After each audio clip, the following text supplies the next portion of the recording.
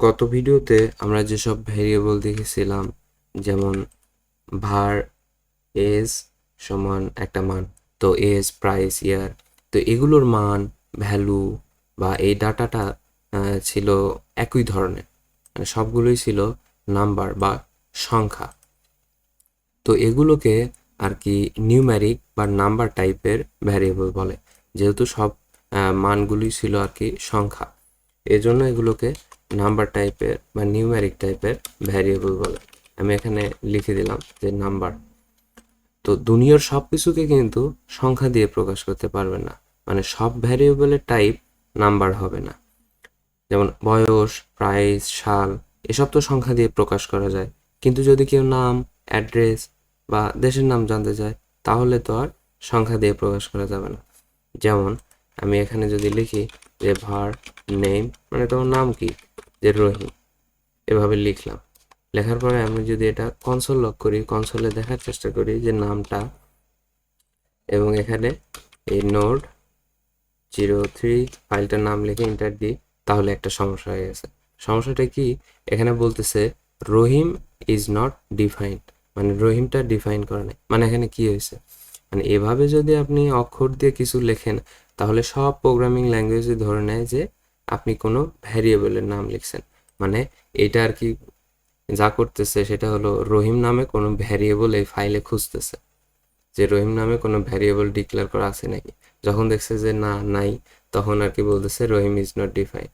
মানে এভাবে লিখলে, ডিরেক্ট এভাবে লিখলে এটা ভ্যারিয়েবল আর কি খুঁজতেছে বা ভ্যারিয়েবল বোঝায় আর কি। তো যখন কোনো একটা ভ্যারিয়েবলের মান এক বা একাধিক অক্ষর দিয়ে প্রকাশ করা হবে, তখন এই মানটাকে একটা কোটেশনের মধ্যে রাখতে হবে। মানে এটা যদি আমি আবার দেখাই যে var নেম, যে কোটেশনের মধ্যে লিখতে হবে, আর কোটেশন কিটা এন্টার কি এর ঠিক বাম পাশে পেয়ে যাবেন। আমি যদি এখানে নাম লিখি, যে দুইটা নাম দিয়ে দিলাম, এবং এটা যদি কনসোল লক করি এখন, তাহলে কি দেখায় সেটা দেখি। তো এখানে কিন্তু এই নামটা দিয়ে দিছে, যে এখানে যে নামটা আমি লিখছি সেটা কিন্তু এখানে দিয়ে দিছে। তো এটা কোটেশনের মধ্যে আর কি রাখতে হবে। তো আমি যদি অ্যাড্রেসটা ভ্যারিয়েবল লিখি যে এইটা, তখন অ্যাড্রেসটা যদি আমরা আবার কনসোলে দেখার চেষ্টা করি, তাহলে কিন্তু এটা দিয়ে দিচ্ছে। মানে এক বা একাধিক আর কি ভ্যারিয়েবল অক্ষর দিয়ে প্রকাশ করতে হলে আপনাকে কোটেশন ইউজ করতে হবে। আপনি চাইলে সিঙ্গেল কোটেশনও ব্যবহার করতে পারবেন। যেমন আমি যদি কান্ট্রিটা দেখার চেষ্টা করি, যে কান্ট্রি, তো এখানে কিন্তু আপনি সিঙ্গেল কোটেশনও ব্যবহার করতে পারবেন, কোনো সমস্যা নেই। তো এভাবে আর কি দিতে পারেন। সিঙ্গেল কোটেশন বা ডাবল কোটেশনে আপনাকে লিখতে হবে, যদি এক বা একাধিক আপনার ভ্যারিয়েবলের নামটা হয়। তো এভাবে আর কি দিতে হয়। আর এই টাইপের আর কি, এটাকে বলে স্ট্রিং টাইপের ভ্যারিয়েবল। স্ট্রিং, স্ট্রিং মানে হচ্ছে সুতো, সুতো বোঝায় আর কি। তো অনেক আগে অক্ষর দিয়ে ছাপাখানায় পাঠানোর জন্য সুতোর সাথে বেঁধে পাঠাতো, যাতে অক্ষরগুলো এলোমেলো বা নড়ে চড়ে না যায়। তো এই সুতো দিয়ে বাঁধা অক্ষরগুলোকে স্ট্রিং বলা হতো। তো সেখান থেকে আর কি স্ট্রিং বলে। তো এগুলোকে স্ট্রিং টাইপের ভ্যারিয়েবল বলে আর কি। তো স্ট্রিং দিয়েও আবার সবকিছু প্রকাশ করা যায় না। যেমন কিছু প্রশ্ন হতে পারে যে আপনি ধনী কিনা, লোকটা ভালো কিনা, কোথাও যাবেন কিনা, বা এই খাবারটা খাবেন কিনা, বা হ্যাঁ বা না দিয়ে উত্তর দেওয়া যায় যেসব প্রশ্নের। তো সেসব ক্ষেত্রে আবার এই স্ট্রিং টাইপের দিয়ে হয় না। যেমন আমি যদি এখানে লিখি var it is, তো এটার উত্তর যদি হয় ট্রু, তাহলে এখানে ট্রু লিখতে হয়। তো এই ট্রুটা তো একাধিক অক্ষর দিয়ে লেখা, তাহলে কোটেশন ব্যবহার করা হইলো না, কারণ ট্রুটা হচ্ছে জাভাস্ক্রিপ্টের একটা কিওয়ার্ড।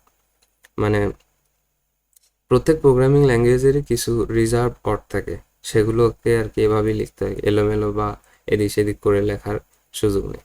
তো এই ট্রুটা হচ্ছে কিওয়ার্ড একটা জাভাস্ক্রিপ্টে, এটা এভাবেই লিখতে হয়। আমি যদি এটা কনসোল লক করি যে এই রিচ, তাহলে আমি উপরের কনসোল লকটা উঠাই দিই, এই যে দেখেন নিচে দেখা যাচ্ছে ট্রু আর কি লিখে দিছে। তো এটা আর কি এভাবে লিখতে হয়, যে আবার যদি লিখি যে var পরীক্ষায় পাস করছেন কিনা, তো এই ফলসটা লিখে দিলাম, মানে প্রথম টা আবার বড় হাতের লিখলে হবে না, ছোট হাতেরই লিখতে হবে, তো ফলস। তো এটা আর কি এভাবে হয় যে ট্রু ফলস। তো এটাকে আর কি বুলিয়ান টাইপের বলে, যে এটার ভ্যারিয়েবলের টাইপটা হচ্ছে বুলিয়ান টাইপের। তো এতক্ষণ যে বলতেছিলাম যে এটা বুলিয়ান টাইপের, এটা স্ট্রিং টাইপের, এটা নাম্বার টাইপের, তো আমরা চাইলে দেখতে পারি যে এটা টাইপ আসলে কি, মানে প্রমাণ হিসেবে দেখতে পারি। তো আমি যদি এখানে কনসোল লক করি, যেমন এজটাকে কনসোল লক করি, তাহলে তো এজ দেখাবে 24, কিন্তু তার আগে যদি আমি এখানে টাইপ অফ লিখে দিই, তাহলে কি দেখায় দেখেন, তাহলে কিন্তু এখানে নাম্বার দেখাচ্ছে, মানে এই টাইপটা কি, এই ভ্যারিয়েবলের টাইপটা কি, নাম্বার দেখাচ্ছে। এছাড়াও আমি যদি এইটাকে স্ট্রিং এর ক্ষেত্রে কোনো একটাকে যদি আমি যে এই নেমটাকে দিই, তাহলে নেমটা দেখাবে, আমরা দেখছি এর আগে। তো এর আগে যদি আমি টাইপ অফ বসাই দিই, তাহলে কি দেয় দেখা যাক, তাহলে কিন্তু স্ট্রিং দিয়ে দিচ্ছে, মানে এই ভ্যারিয়েবলটা হচ্ছে স্ট্রিং টাইপের ভ্যারিয়েবল, সেটা বোঝাচ্ছে। আর শেষে আমরা দেখলাম বুলিয়ান, যেটা কিনা ট্রু এবং ফলস হবে। তো সেটাকেও আমরা দেখার চেষ্টা করি যে টাইপ অফ পাস, তো এটা যদি দিই তাহলে কি দেখায়, তাহলে কিন্তু এই যে বুলিয়ান বলতেছে, মানে এটা টাইপটা কি সেটা আমরা দেখলাম। তো নাম্বার টাইপের, স্ট্রিং টাইপের, বুলিয়ান টাইপের ভ্যারিয়েবল হতে পারে, তো সেগুলো কিভাবে লিখতে হয় সেটা দেখলাম, এবং এগুলোর টাইপটা